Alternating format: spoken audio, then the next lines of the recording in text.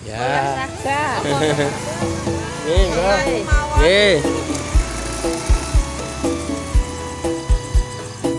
Malam Senenan dolian. Mangga. Mangga.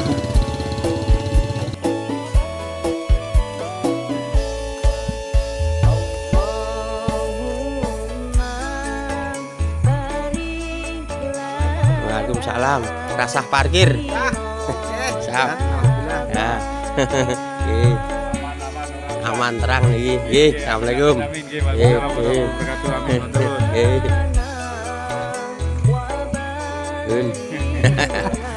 Pak.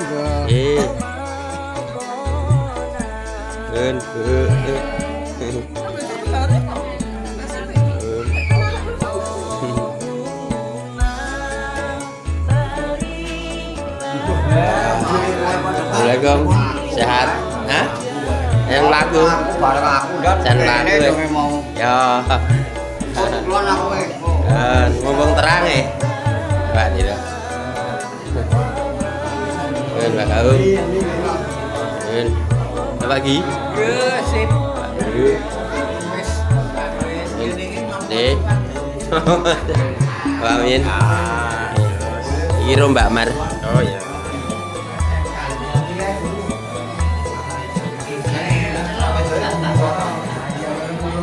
Assalamualaikum warahmatullahi wabarakatuh. Waalaikumsalam warahmatullahi wabarakatuh. Alhamdulillahi nahmaduhu wa nasta'inuhu wa nastaghfiruh wa na'udzu billahi min syururi anfusina wa min sayyiati a'malina.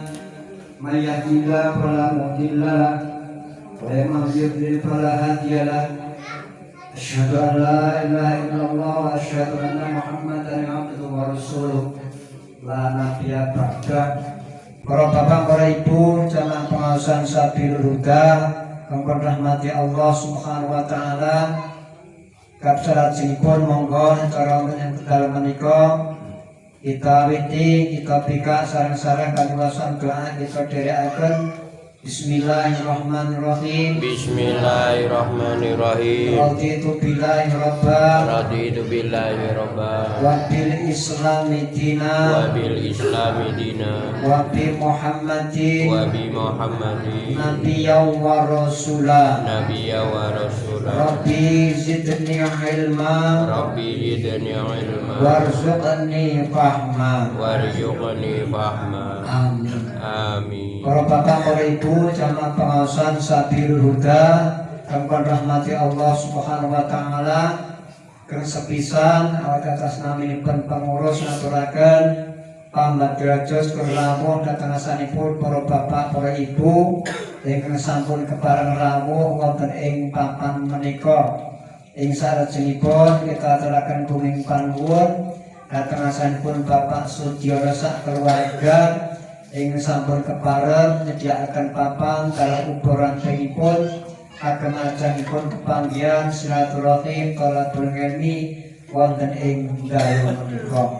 Mumpung wonten ing dalu menika kita suwunaken dhateng asanipun Bapak Imamuddin nggih Bapak Ponimin Wekdal sakcekapipun kaanturaken.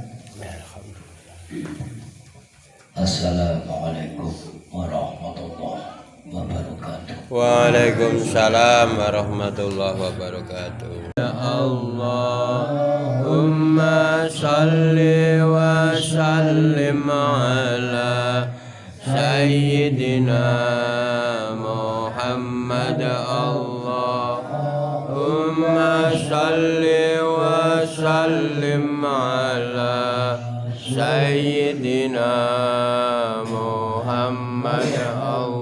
Allahumma salli wa sallim ala sayyidina Muhammad. Rabbana atina fid dunya hasanah wa fil akhirati hasanah wa qina adzabannar. Wa sallallahu sayyidina Muhammadin wa ala alihi wa sahbihi wasallam. Subhana rabbika rabbil izzati amma yasifun wa salamun alal mursalin walhamdulillahi rabbil alamin. Al-Fatihah. Allahumma sholli ala Muhammad syafi'il alam wa alihi wa sahbihi wa sallim ala tawam ya waku ngelingono tango saka ngendinganmu ana ngendi samenika marang ngendi gantung leko Allahumma sholli ala Muhammad syafi'il alam wa alihi wa sahbihi wa sallim ala tawam tujuane iku apa lan samune kang dikono ing kabeh mau katema nuli jawab anti cetha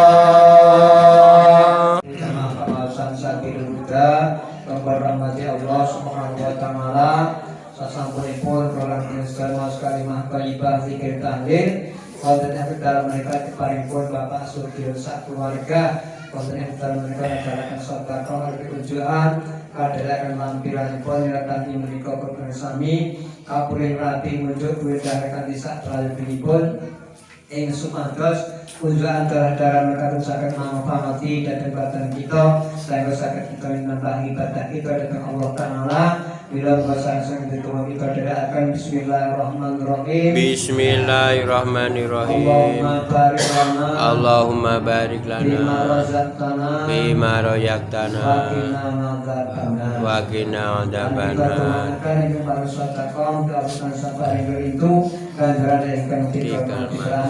Moga berkati kati marsumati antara kita deraan.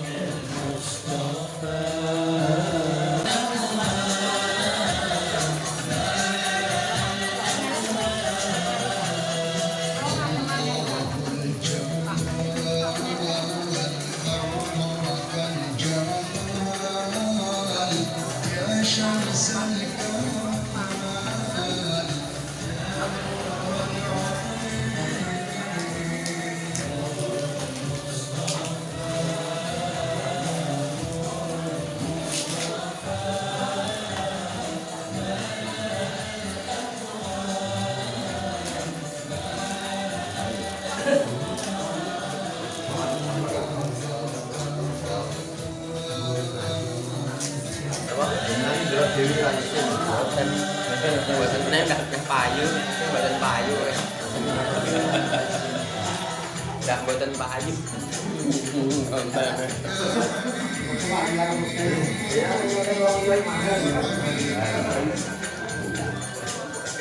Aku lihat Pak Haji saya.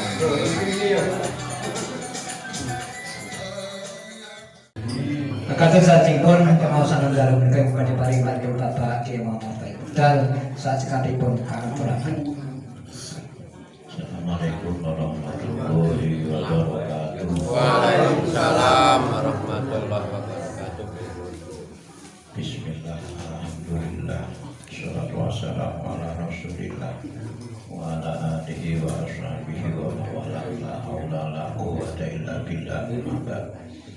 Sampun sanipun para pemimpin sepuh sedanten para jamaah pengawasan sabil huda ingkang kinamatan sedanten kasubuhan lenggah sanipun Pak Bonimin sanipun Pak Budi Santoso sanipun Pak Sudiro sedaya mawon dinanggung sedaya saklarga minangkani Sohibul Bait ingkang kinasabda hormati boten kendhat sawetawis lenggah para langkung usaha kula dherekaken manjataken puji syukur alqadha wonten ayunan dalem Allah Subhanahu wa taala kanthi alhamdulillah dalem saged mujalah kebahagiaan mudawamah finalun kanthi kebaikipun kenikmatan ingkang ageng sangat kathah sangat sehingga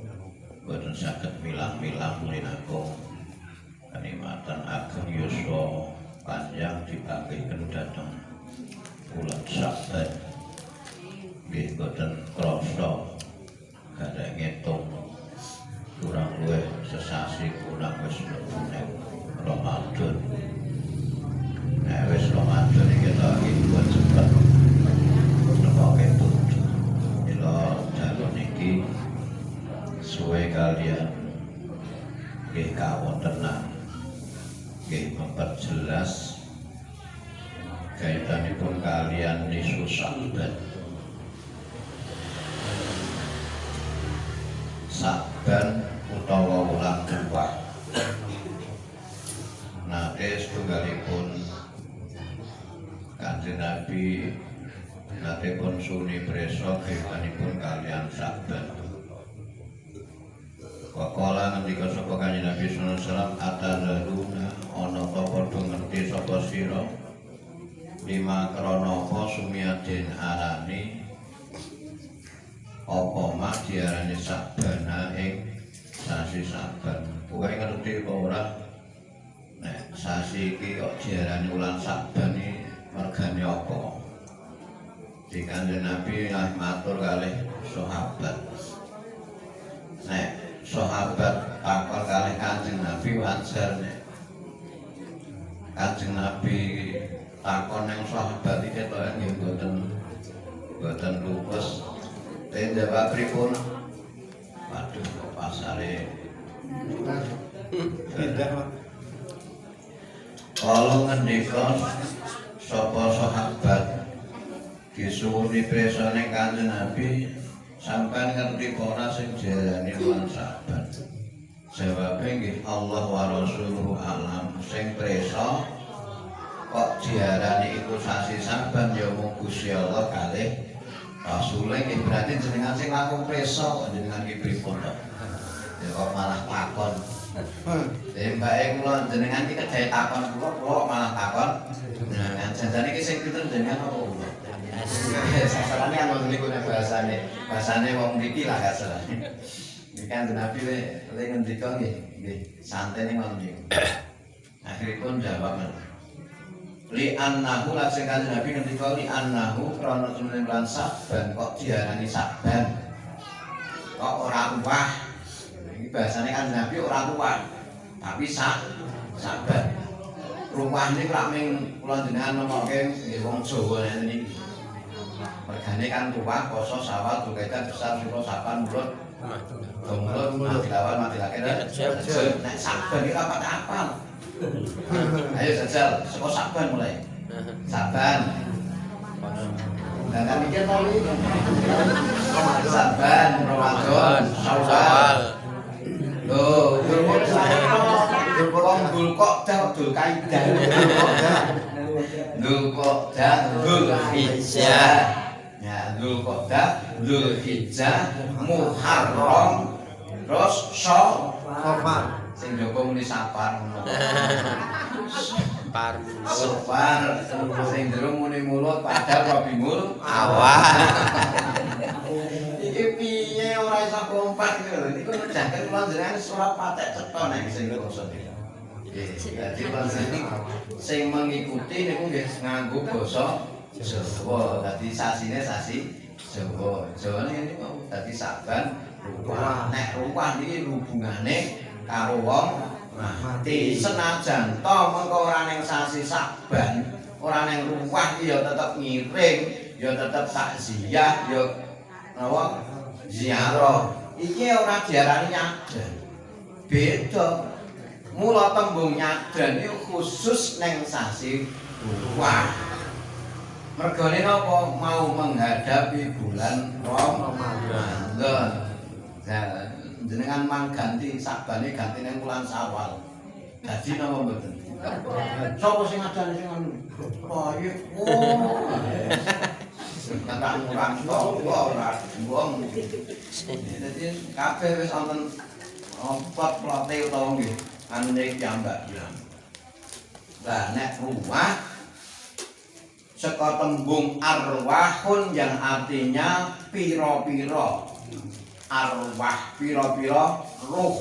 Berarti ruh itu nyawa. Nyawa nalika ditempelke ning jasad sing maune jasate mati dadine urip. Uripe wong iki mergo ana nyawane. Mara para rawuh sedaya niki rak ya do ketempelan nyawa to mboten. Alhamdulillah.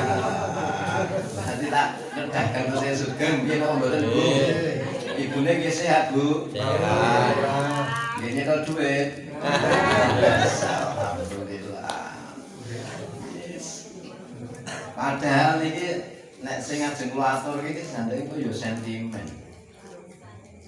Wekdal semanten wonten hikayah ingkang pun tariyosaken saking liwat Syekh Muhammad bin utawa Ibni Abdillah Az-Zahidi. Beliau menerangkan kagungan kanca sing kapundhut rumiyin.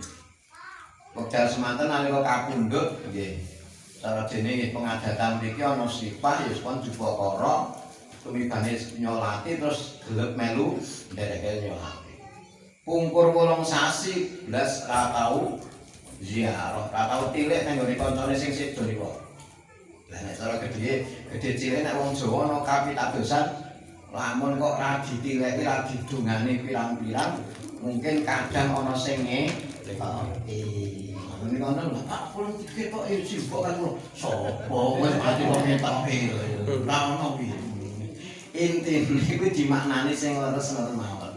Mbok menawa wong tuwane iku kangen kon nileki kuburane. Kula nggih tumibane ming dalam niku wau ora iso nyatake dengan kenyataan wong alamnya sudah lain.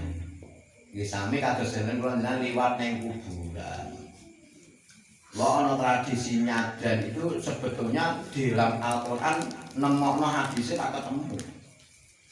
Neng hadise ya ora patek cethet tok, wong redaksine ya ora cethet. Iku digawa dening para kasepuhan rumiyin ingkang kawastanan jenenge wali sama disesuaike kalih konteks zamane. Biyen iku yasinan ya ora patek cethet. Wong mengenal huruf Arab ya ora patek jigos. Nggih ngantos kados kula. Jigos. Ayo bahasane ra iso Mas jigos kok. Tak jigos. Nganti tekan sprene kula jenengan pinten apa jigos? Jigos. Pun jigos. Alhamdulillah wis jigos iki. Nek ono ekrok niku mau maca. Pun maca mah lali. Nah. Pungkur 8 sasi niku mboten ziarah. Lajeng wonten setunggalipun dalu beliau niku bermimpi. Kemudian ditemoni kalih mriku. Kalih sing tiyang ingkang sedo niku wae. Lah akhiripun nek cara dene tiyang agesang nalika ketemu Islam siji kali Islam linan, pintune niku dipun wajibaken supados ulo salam. Nek ora ulo salam ya wong medhayo ya kulon nuwun. Wah, akhire matur. Syekh Muhammad kepanggih dimpeni kalih Syekh Abu Khosfas sing kancane niku wau. Uluk salame assalamualaikum ya Syekh niku. Biasa nonton nek cara dene pisan ta dijawab, dipindhoni kok ora dijawab meneh. Ping 3 loni. Ping 3 kok ora dijawab, ya wis bali ning budaya. Ora kok malah nang ditopo iki. Ketok iki akeh bareng ngukur saka sawah mau bareng. Tak ulu salam bolak-balik ora mah golek ning pawon. Iki wis masalahe wis beda nek ngoten niku. Padahal kula jenengan mung cukup ping 3 nek wis 3 ora dijawab wis berarti ra ono. Padahal sing nang omah nginjen saka Cendela. jane. Ono ya. Lah, bahasan ngoten pripun diuluhi salam. Lho. Jenengan kok mboten jawab kula salam kula niku jenengan pripun to? Lajeng diaturi ngoten Rabbus salam ing ibadah wa nahnu maktun anil ibadah. Saya ini sudah alamnya lain. Kula kawontenanipun pun mboten kagungan nyawa, kula pun mati. Nek wong mati niku wis putus tertolak ibadahnya, ibadahe wis ra kanggo utawa wis ora butuh ibadah. Ana tumon wong mati butuh salat. Nek disolati iya. Tapi nek wong mati kok disolati. Iki nek kula jenengan nek dimaknani monggo niki jinayahipun panjenengan pun suwun supados nyolataken. Dadi jaji siwe wis terbujur kaku wis dibuntel mayit kok kon nyolake lho mayit ra dideke lho. Ya Mbah, jenengan ya mesti lapon niku. Jenengan mesti ndredeg kok kuwi ngono. Niku nek cara dimaknani basa niku kadang bener ning dadi nek dimaknani dibenerke malah dadi klek. Oh, pun bahasa ngoten pun mungkur pertanyaan teng niku akhiripun sing sedo niku dipuruki dening malaikat sing tugase nakoni dhateng ahli kubur sing pun do sedo. Bahasa ngoten lak ditakoni cara dene man rabbuka sabengelanipun. Lah saderenge ana pitakon teng mriku malah ana pitakonat sing takon ora malaikat. Tapi sing takon sing udharasa niku sing tenggonan utawa sing dinggoni jenenge liang lahat. Kuburane iku iso ngomong. Kalau dene ten, kowe wong tuwa sing elek tekone. Apa kowe ra isin? Ngoten niku. Iki ra basane wong mriki ngono lho. Nek basane kita ngeten iki. Ya Allah. Kaya tegel menake wong mriki wong elek tekone. Ngeten iki, ammas tahyaita min rabbi. Dadi kubure niku summa takallama tumuli omong mangi bareng sartane ingsun apa kubri kuburan ingsun. Dadi kuburane Syekh Abu Hafs niku nggih ngomong karo sing manggon. Lah sing manggon niku Syekh Abu Hafs pun sedo. Sing dinggone jenenge kuburan. Kuburane iso ngomong. Jenengan pun nanti krungu napa dereng? Dereng. Sesuk bakal nglampahi. Sesuk mula sakniki mulai belajar berbicara dengan kuburan. Nah, selama ini yang bisa berbicara dengan kuburan hanya Pak Diparno. Jawabannya cepat. Nuwun. Pak, Mbok. Pak, Mbok. Nyuwun sewu niku kula bekti rek jenengan, pun resik-resik teng mriki. Nek dijawab niku. Yo. Iso plakep niku sesuk bareng. Mergane pun ditampa mboten pripun-pripun berarti pun ditampa niku. Mila tiyang ingkang boten tiyang ingkang sedo niku jajabipun waskita utawa presa kawontenanipun tiyang ingkang tasih sugih. Mula sungguh bahagia orang yang sudah meninggal setiap saat mendapatkan transferan amal kebaikan sing dilakoni wong-wong sing tesih urip. Lah napa malih kula njenengan kagungan anak sing saleh sing setiap saat selalu berbuat baik. Dadi kebaikan anak sing ditinggalke wong tuane sing pun sedo, siku sing oleh ganjaran transparan ganjaran iku wong tuwa. Dilalah anake gelem ngaji. Entuk transparan paharane ngaji. Dadi sing bahagia wong tua sing pun sedo.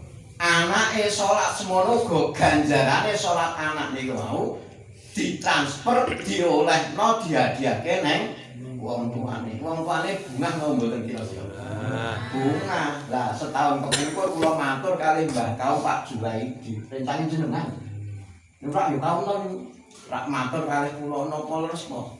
nek cara dene wong mati iki sesuk bakal oleh transferan. Wekdal semanten, lah ajeng kula terangke malah sakniki wis kesusu. Ati tangleti mawon. Lah Pendowo niku kecalan kaum kalih.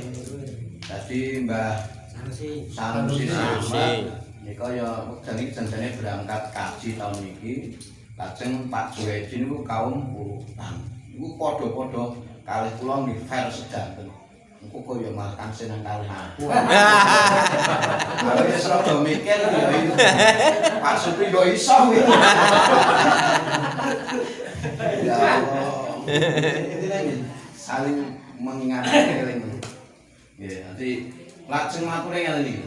Dadi ammas tahyaita ana ta ora isin panjenengan Syekh min Rabbi saking pangeran ingsun. Tadi tanah itu berbicara bahwa tanah itu pun mengakui bahwa Tuhannya ada Allah.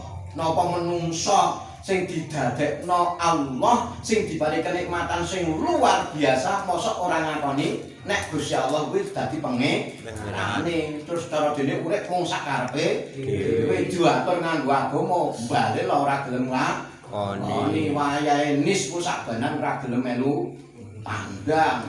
Ya ora melu tandang melu salat sapopo ning ketoke. Ya aku ya ora piye-piye kok ora nganggo edan ya ora apa-apa. Ngelak nggih. Ora yo malah dijerok. Ya Allah. Lah basal ngoten kubure niku majeng sumalot dani lot nuli jepit sapa ingsun ndok-dotan kelawan sak jepitan. Dadi Syekh Abu Khofes niku dijepit kalih kubur sing ukurane panjang 2 meter, lebar hanya 1 meter. Dadi kuburan niku semakin sempit. Dadi penjepite minangka dadi pasiksane Allah niku nandakno yen niku dibuat sempit luangannya. Mula ana donga mangparingi jembal padangku urip napa mboten? Nggih. Terus mula tumibane nek wis dijepit sing jepit kok lemah sing mengapit jenenge luang liang lahat kula jenengan arep berontak kados napa. Lah pun akhiripun pun kisahken teng mriki hatta talafat sehingga teng pengselat ya. Pon rakawan. Apa aklani nak mecotot ki lak yo.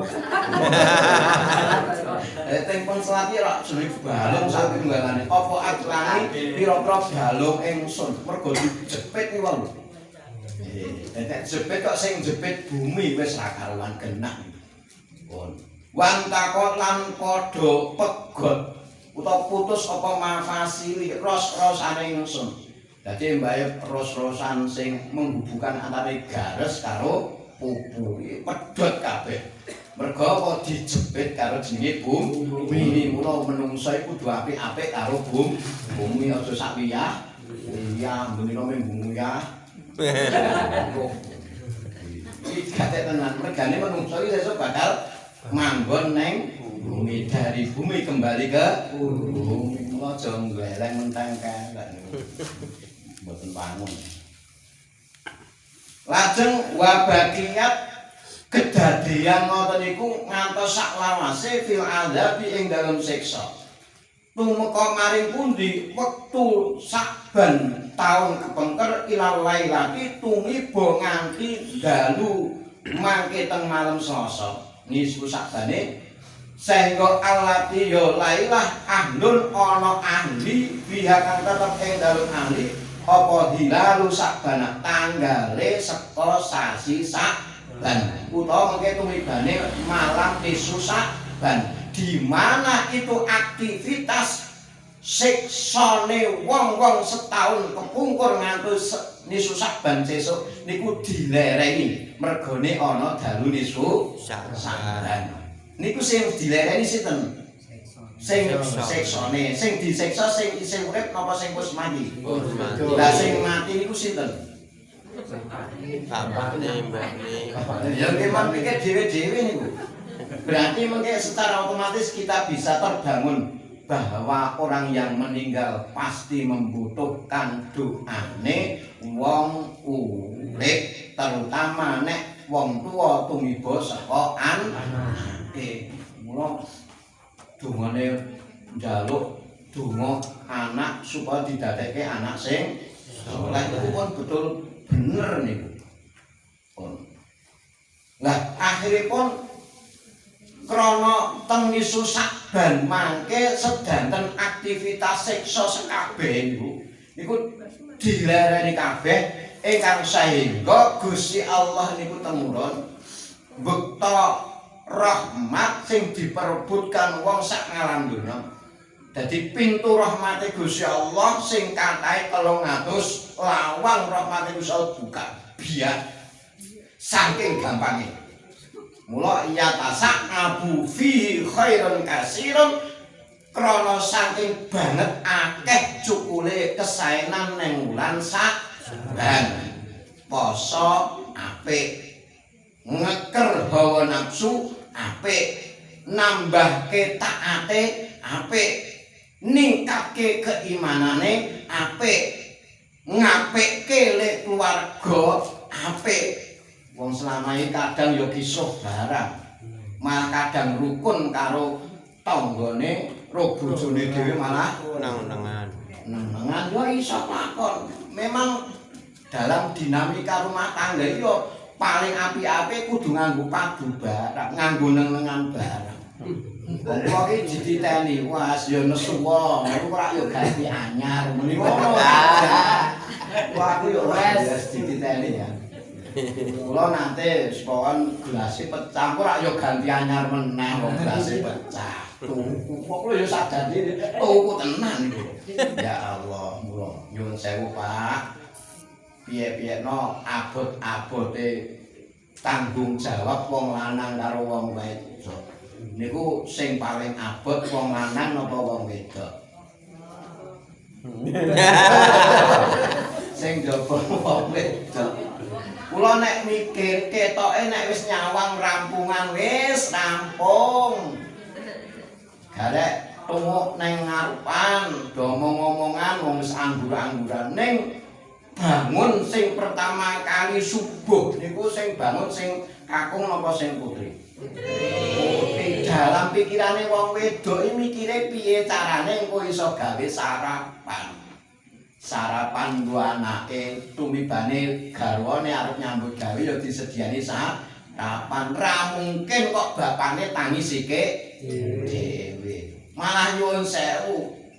Sing paling dicukupne iku wonge napa karo sing peparing Gusti Allah. Nek wong wedok rata-rata sing tenggen kula. Rata-rata sing tenggen kula sing dikelingani urusan iku wau ning mburi dapur niku lho. Aku ya rada nesu sithik mbok ya kowe tok perloke. Neng mburi terus munduwa sadurunge kowe ngeneni apa-apa. Salat rong ngono ya kowe pinunge ra jamak ngono. Dadi tau ngoten niku iki jan ronto-ronto tenan.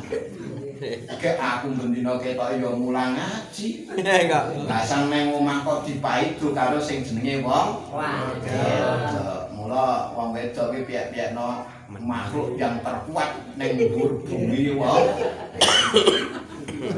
Ning nyuwun sewu, abot-abote wong wadon ki ya mak ngopeni nyapu ngepel urusan ning mburi masak iku kabeh urusane wong wedok. Menyusui dari mengandung, melahirkan, menyusui. Nasib dari Jadi tanggung jawabnya ngoten niku. Niki tanggung jawabnya wong wedok. Mula 3 derajat paling abot-abote disebut lah sing jenenge umi. Sumal abi papat nembe bapakne. Mula kabeh penting. Dadi al jannati min tahti aqdamil ummahat. Surga di bawah telapak kaki ibu. Anak kula takon surgane endi to Bu? Ngoten niku apa? Ya Allah kok saking dene pinter. Dadi wangsul Bu, Pak niku pun ndikaken nggih. Mamin lailatin ba'da lailatil qadri afdalu min lailati nisfi Sa'ban. Ora ana saking wengine saking wengi badane wengi Lailatul Qadar sing luwih utama kinarya kangge muja semedi, kangge mujahadah, kangge nyuwun ing ngersane Gusti Allah.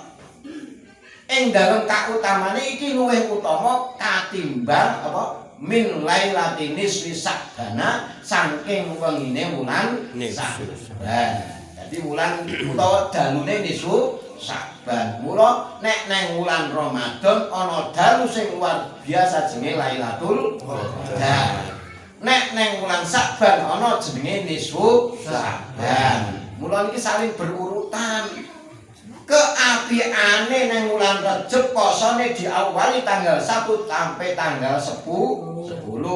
Mungkin neng nisfu Sa'ban posone apike agunge neng tanggal 10 tekan tanggal 20 tengah-tengah ana jenenge nisfu Sa'ban. Barang siapa pada malam nisfu Sa'ban ketika meminta kepada Allah, maka Allah akan mengijabahkan apa yang diminta. Minta rezeki insyaallah Gusti Allah fa'arzahu. Gusti Allah yo bakal ngenehi rezeki. Lah rata-rata kalau jenengan njaluk kepingine nyadong rezeki napa mboten? Nggih. Mesti nyadong rezeki, Pak Narawi nyadong rezeki. Dalane wis ngerti, ning tetep dikanteni nganggo donga. Dongane piye? Allahumma ya Allah paringi lancar. Allahumma ya Allah paringi. Nek wis lancar paringi rezeki. Ning ana amaliyah sak saged-saged diajekno dokon maca jenenge sholawat nabiyah. Ambal ping pinten ping 11. Jadi sak saged-saged ketika kula jenengan menghendaki rezeki kok ndak nganggo narian barang. Gene aku ora nganggo narian gene rezekine yo lancar. Lah iki wis jan yo ngono kuwi. Ning nek sak saged-saged cara dene tata nganggo donga ya dilakoni, cara dene kasap nyambut gawe wong sifate manungsa wajib iya. Ning aja ngasi dilarekke dongane. Ya iki donga lantarane donga niku wau. Allahumma sholli sholatan kamilah wa sallim salaman taman ala sayyidina Muhammad alladzi tanhalu bil uqad wa tanqaliju bil qurab wa taqdo bihi napa niku? Batuk dol bil hawa watu nalu bihir bagus dol kawa harus tasong goma mobil wajihil karim ala alihi wala alihi wasobi ada kulima lumina. Maksud niku apal apa betul Pak? Yo bareng Allahumma sholli sholatan kamilatan wa salim salaman aman ala sayyidina Muhammadin illadhi anhalu bil uqadu wa tanfariju bil qurabu wa rumada bil hawaiju wa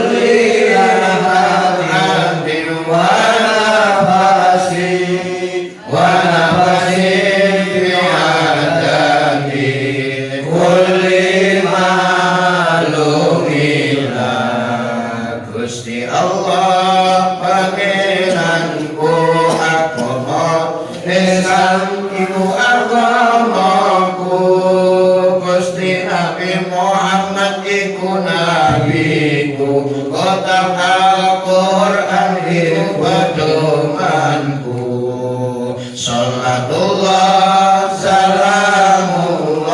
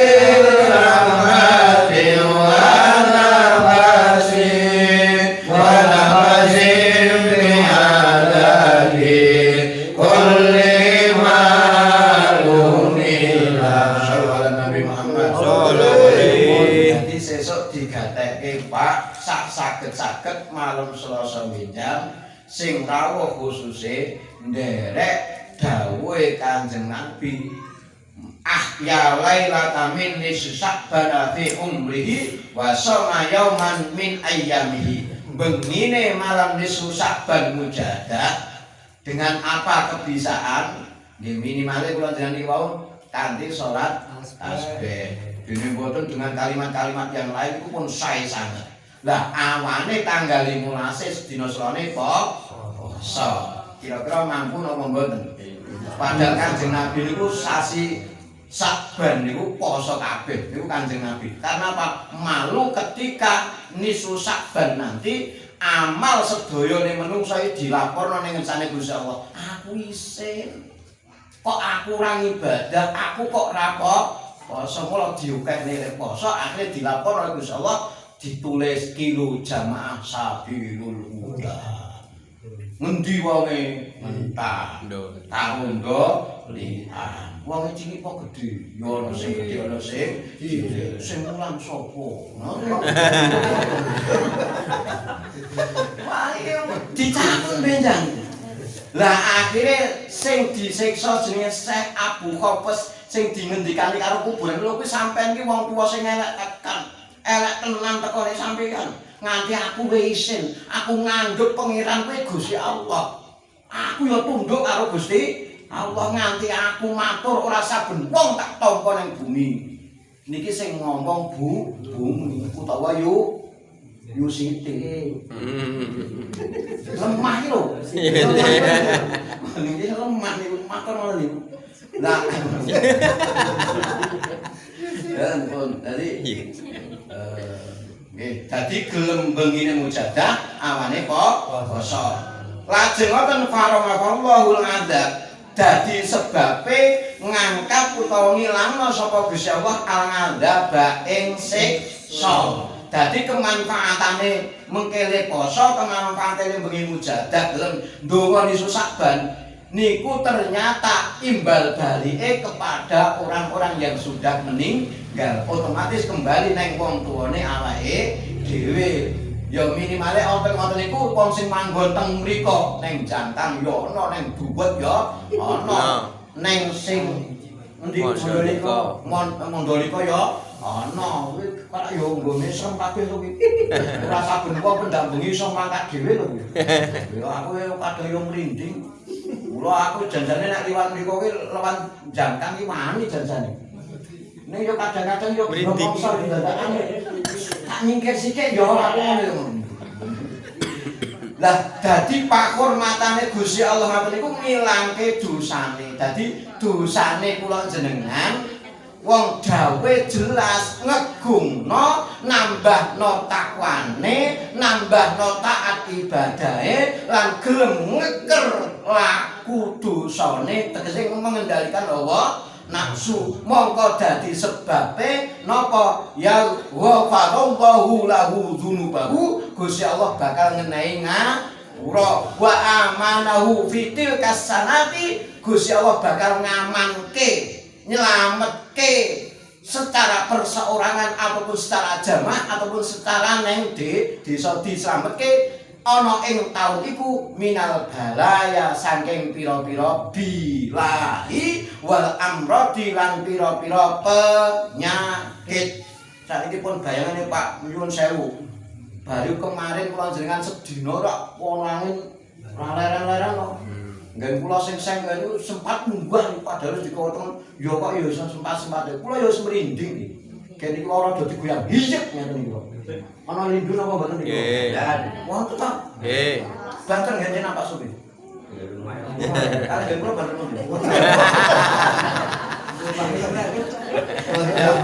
Kula yo krasa niku lumayan luar biasa. Nggih krasa ten. Nggih, pun. Dadi kula jenengan bakal dine sepura ning kene Pak.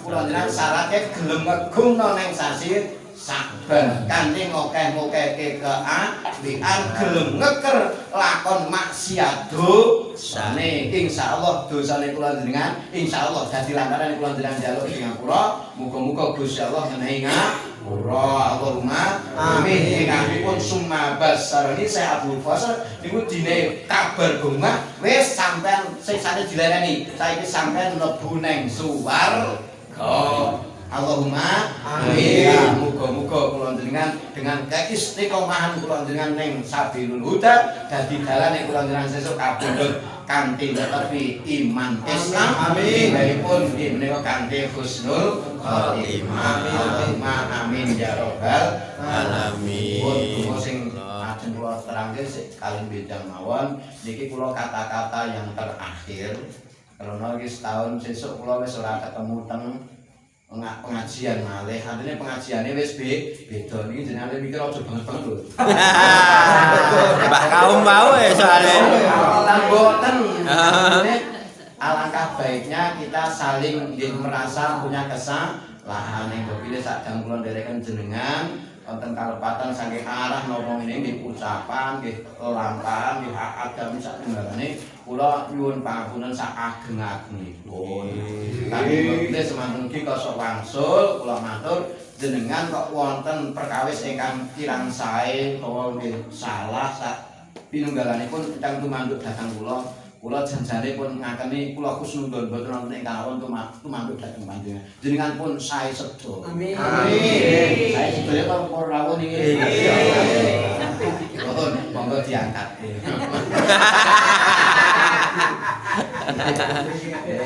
Pun tan apuranan muga tetep dungane konsekuen babalikna Ramadana sedaya didugekke umure didugekke sehate ketemu ning sasi Ramadan Allahumma amin. Mekaten kirang langkung ngapunten monggo sareng pun pungkasi kanthi ngekraraken kanthi waosan kafaratul majlis subhanallahumma wa bihamdika asyhadu an la ilaha illa anta astaghfiruka wa atubu ilaik wa minkum. Assalamualaikum warahmatullahi wabarakatuh. Waalaikumsalam warahmatullahi wabarakatuh. Katurakan penyebabun pengawasan Bapak Tri Muhammad sampai bareng pengawasan modal ing dalu Allah modal ing bulan Syaban utai wonten ing nisfu Syaban.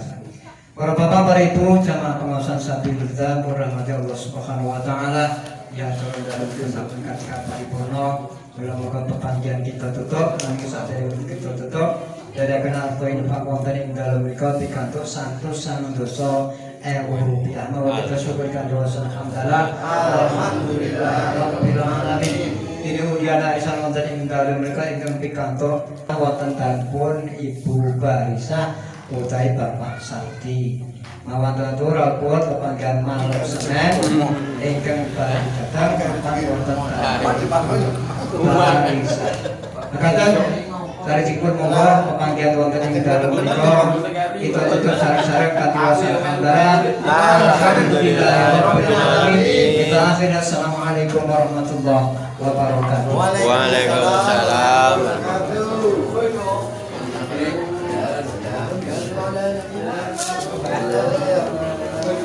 Muhammad.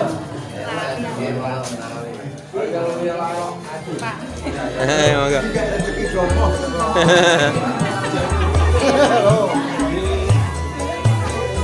Ini rezeki domo. Pak Jono lagi kita sama lagi. Pun bareng.